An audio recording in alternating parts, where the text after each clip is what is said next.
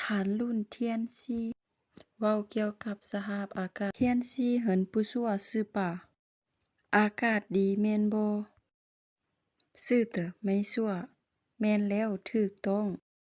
จินเทียนเทียนซีจำมายังอากาศมื้อนี้เป็นแนวใดจิงเฮียนเหินเหลิงมื้อนี้อากาศหนาว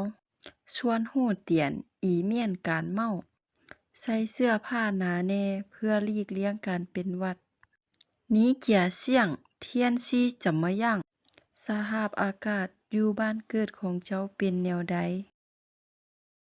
หาวเสี่ยงเย้าเชี่ยอยู่ล่ะเบิ่งคือว่าฝนจะตกจิงเฮียนซีเวินโตสาวตู่อุณหภูมิมื้อนี้จักองศาตาเยซันสือตู่ประมาณ30องศานานกล้วยจะมาเยอะบ่แปลกที่มันร้อนหลาย